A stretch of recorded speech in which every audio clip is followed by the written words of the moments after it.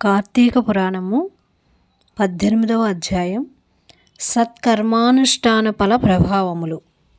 ఓ మునిచంద్ర, మీ దర్శనం వలన ధన్యుడినైతిని. నా సంశయములు తీరినట్లు జ్ఞానోపదేశం చేసితిరి. నేటి నుండి మీ శిష్యుడినైతిని.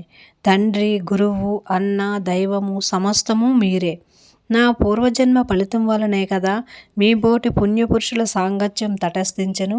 లేనుచో నేను మహాపాపినై మహా అరణ్యములో ఒక మొద్దుబారిన చెట్టునై ఉండగా తమ కృప వల్లనే నాకు మోక్షం కలిగింది కదా. మీ దర్శన భాగ్యం లేని ఎడల నేను ఈ కీకారణ్యంలో తరతరాలుగా చెట్టు రూపమున ఉండవలసిందే కదా. అలాంటి నేనెక్కడ? మీ దర్శన భాగ్యం ఎక్కడ? నాకు సద్గతి ఎక్కడ? పుణ్యఫలప్రదాయమగు కార్తీక మాసమెక్కడ? పాపాత్మునగు నేనెక్కడ? ఈ విష్ణాలయమునందు ప్రవేశించుటెక్కట? ఇవన్నీ దైవికమగు ఘటనలు తప్ప మరొకటి కాదు.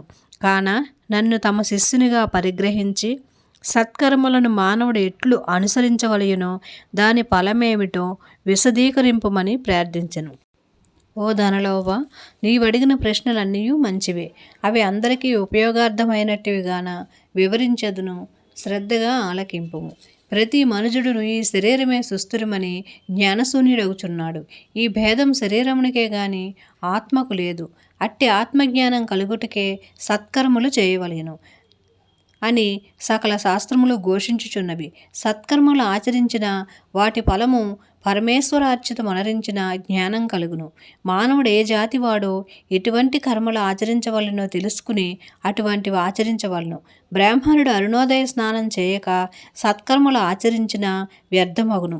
అటులనే కార్తీక మాసమందు సూర్యభగవానుడు తులారాశిలో ప్రవేశించుచుండగా, వైశాఖ మాసంలో సూర్యుడు మేషరాశిలో ప్రవేశించుచుండగా, మాఘమాసంలో సూర్యుడు మకర రాశి అందుండగా, ఈ 3 మాసములు అందు తప్పక నదిలో ప్రాతకాల స్నానము చేయవలెను. అట్లా స్నానం ఆచరించిన దేవతార్చన చేసిన ఎడల తప్పక వైకుంఠ ప్రాప్తి కలుగును. సూర్యచంద్ర గ్రహణ సమయములందు తదితర పుణ్య దినములందు స్నానం చేయవలెను.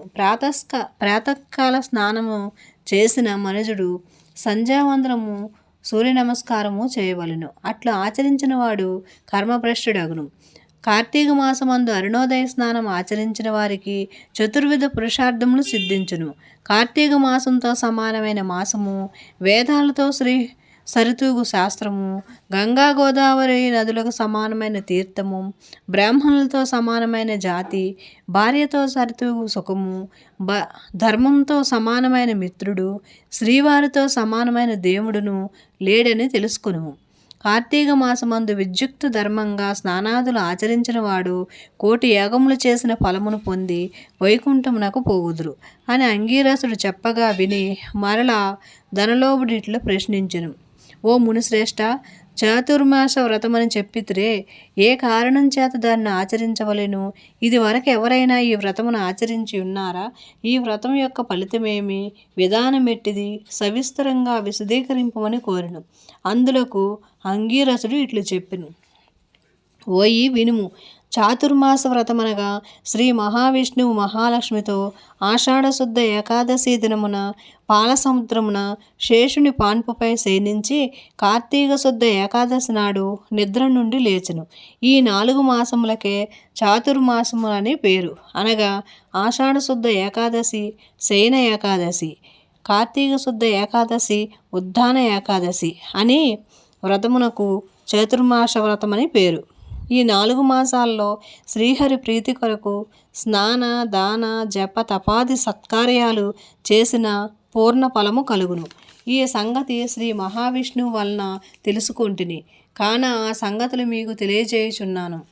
తొల్లి కృతయుగంబున వైకుంఠమునందు గరుడు గంధర్వాది దేవతల చేత వేదముల చేత సేవింపబడుతున్న శ్రీమన్నారాయణుడు లక్ష్మీదేవి సమేతుడై సింహాసనమున కూర్చునుండగా ఆ సమయమున నారద మహర్షి వచ్చి పద్మనేత్రుండును, చతుర్బాహుండును, కోటి సూర్య ప్రకాశమానుండును అగు శ్రీమన్నారాయణునికి నమస్కరించి ముకులిత హస్తాలతో నిలబడి ఉండెను.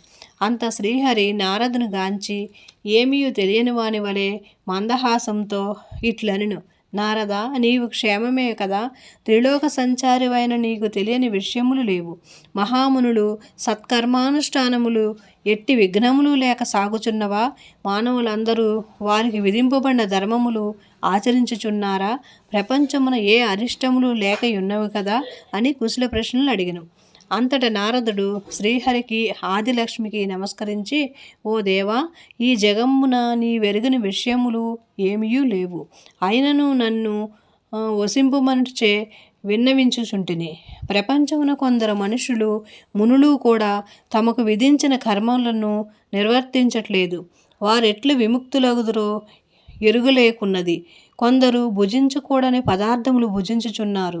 కొందరు పుణ్యవ్రతములు చేయుచు అవి పూర్తి కాక మునిపే మధ్యలో మానివేయుచున్నారు. కొందరు సదాచారులుగా, మరికొందరు అహంకార సహితులుగా, కొందరు పరనిందా పరాయణులుగా జీవించుచున్నారు. అట్టి వారిని సత్కృపతో పుణ్యాత్ములను నొనర్చి రక్షింపమని నారదుడు ప్రార్థించెను.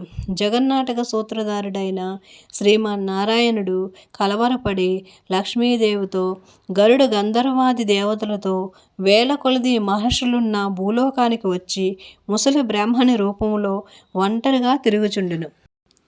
ప్రపంచమంతను తన మాయాలోకమును వీక్షించి రక్షించుచున్న దామోదరుడు వారి వారి భక్తి శ్రద్ధలను పరీక్షించుచుండెను. పుణ్యక్షేత్రములు, పుణ్యనదులు, పుణ్యాశ్రములు తిరుగుచుండెను.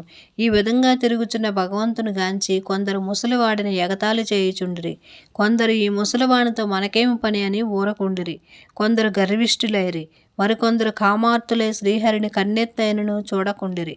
వీరందరినీ భక్తవత్సలుడకు శ్రీహరి గాంచి వీరినెట్లు తరింపజేతునా అని ఆలోచించుచు ముసలి బ్రాహ్మణ రూపమును విడిచి శంఖ చక్ర గద పద్మ కౌస్తుభ వనమాల అలంకారయుతుడై నిజరూపమును ధరించి లక్ష్మీదేవి తోడను భక్తులు తోడను మునిజన ప్రీతికరమగు నైమిసారణ్యమునకు వెడలెను.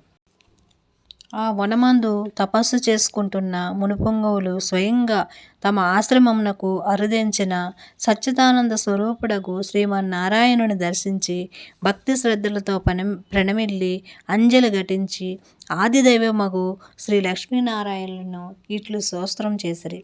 శాంతాకారం భుజగశయనం పద్మనాభం సురేశం విశ్వాకారం గగనసదృశం మేఘవర్ణం శుభాంగం లక్ష్మీకాంతం కమలనయనం యోగిరుద్యానగమ్యం వందే విష్ణుం భవభయహరం సర్వలోకైకనాథం లక్ష్మీం క్షీరసముద్రరాజతనయాం శ్రీరంగదామేశ్వరీం దాసీభూత సమస్తదేవవనితాం లోకైక దీపాంకురం శ్రీమన్మందకటాక్షలబ్ధ విభ్రమహేంద్ర గంగాధరం త్వాం త్రైలోక్య కుటుంబీనాం సరసజీం వందే ముకుంద ప్రియం అని ఆ మునులందరూ స్తోత్రం చేసిరి. కార్తీక పురాణము 18వ అధ్యాయం సమాప్తం.